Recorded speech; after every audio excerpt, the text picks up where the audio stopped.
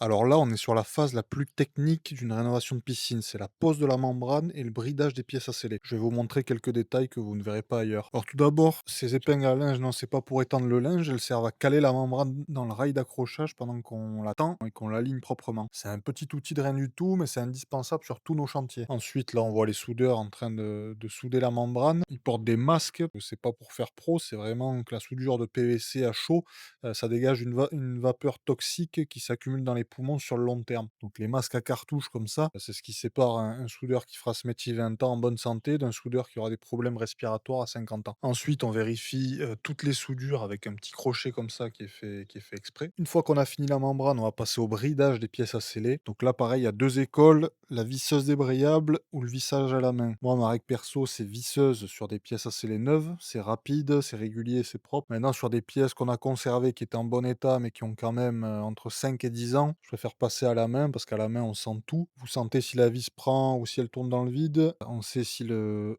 pas de vis tient encore, si l'ABS commence à craquer, et cetera. Donc une visseuse, ça dit pas tout ça, elle visse un point, c'est tout, quoi. Donc c'est pour ça que je préfère le faire à la main sur des pièces à sceller qui ont déjà servi. Pareil pour le bridage, piscine vide ou piscine, avec de l'eau. Bon là, il y a 2 écoles, il y a rien d'obligatoire. Nous, on préfère, dans la majorité des cas, même le faire piscine avec de l'eau parce qu'on a une belle tension en pied de mur, donc on a une membrane, bien placée et bien tendue. Alors que si on bride à sec, on augmente le risque de plis ou de boursouflures qui apparaissent au remplissage autour des pièces à sceller parce qu'on n'avait pas la vraie tension mise par l'eau. Donc là, on a bien avancé sur ce chantier-là. On vous montre la prochaine étape et le rendu, dans quelques jours. Et si vous voulez rénover votre piscine dans le Gard ou l'Hérault, vous pouvez faire votre estimation gratuite en ligne et en 2 minutes en cliquant sur le lien dans ma bio.